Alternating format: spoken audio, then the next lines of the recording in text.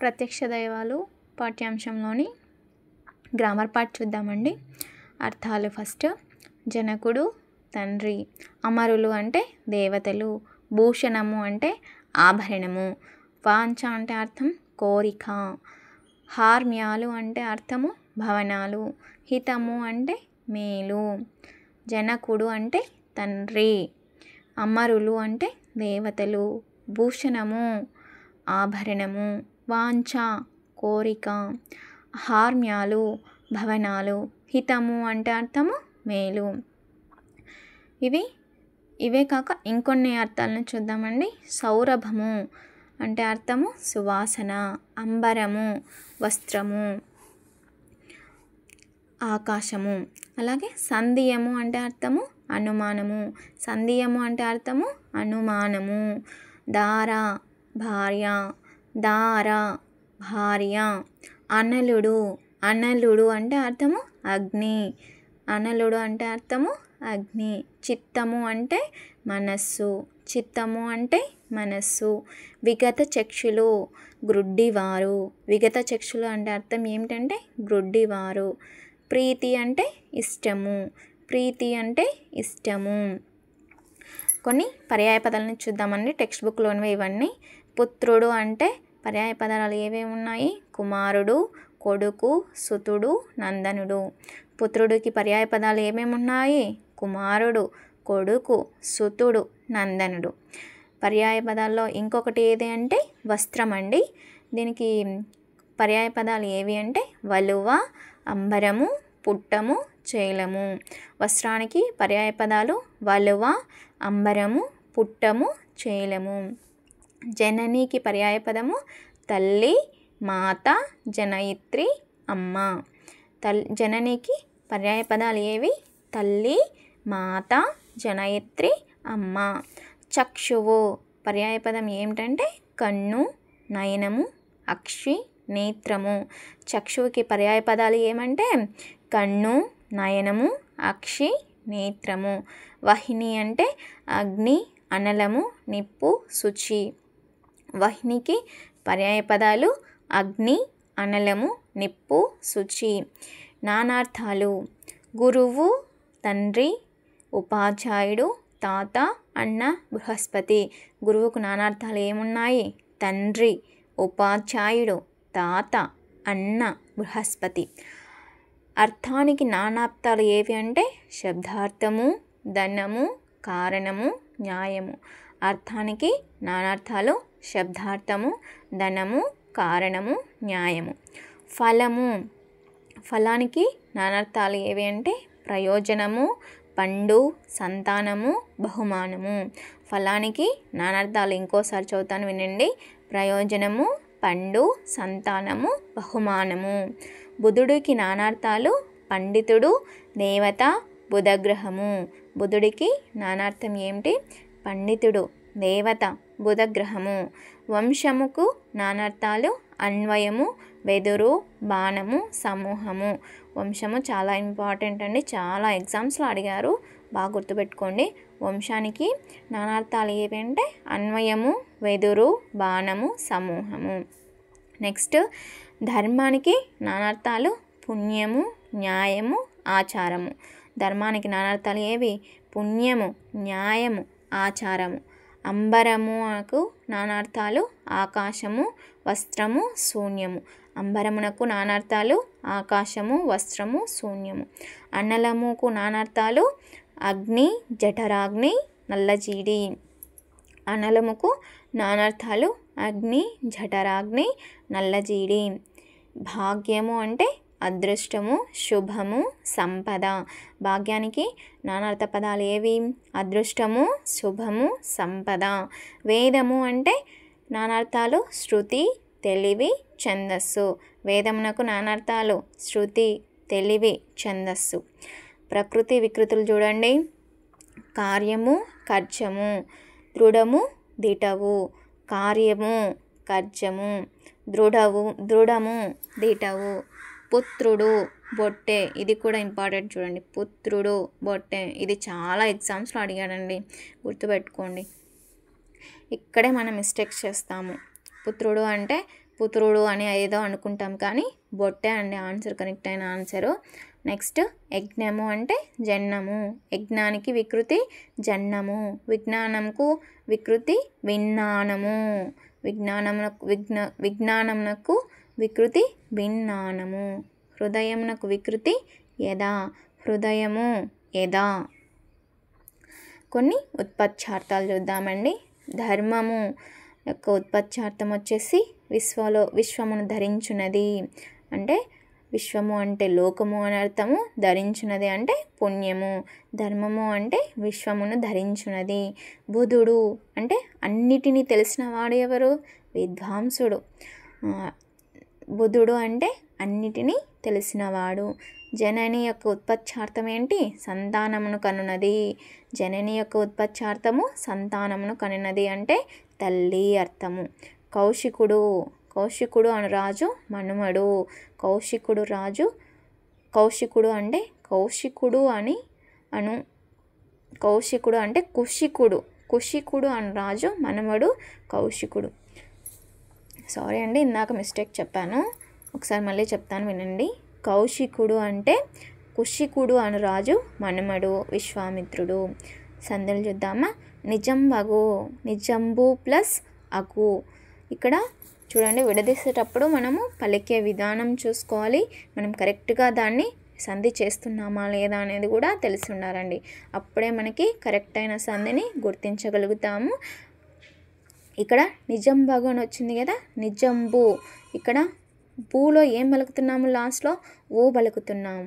ఇక్కడ అగ్గు అంటే ఉత్తునకి అచ్చు పరమగుతుంది, కాబట్టి ఇది ఉత్వ సంధి.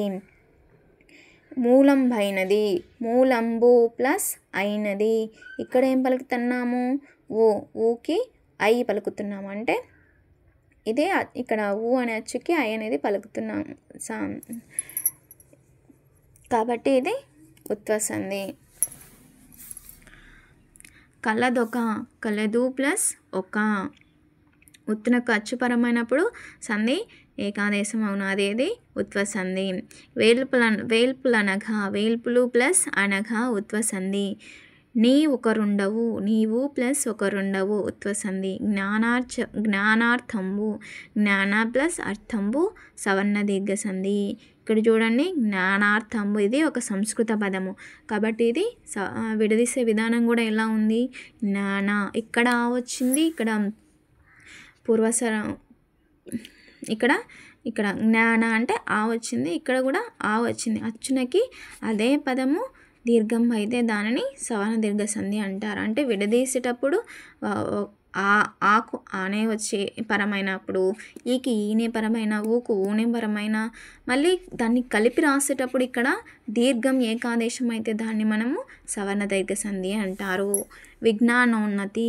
విజ్ఞాన ప్లస్ ఉన్నతి గుణసంధి. విజ్ఞానోన్నతి. విజ్ఞాన ప్లస్ ఉన్నతి. ఏదైనా ఒక సంధి విడదీస్తున్నామంటే దాన్ని విడదీయడం ఎంత ఇంపార్టెంటో మనం పలికే విధానము కూడా అంతే ఇంపార్టెంట్ అండి. మనం ఏ విధంగా పలుకుతున్నాము, అందులో ఏ అక్షరాలు వస్తున్నాయి అనేది కూడా చూసుకొని విడదీస్తే మనం అప్పటికప్పుడు సందులో గుర్తించగలుగుతామండి.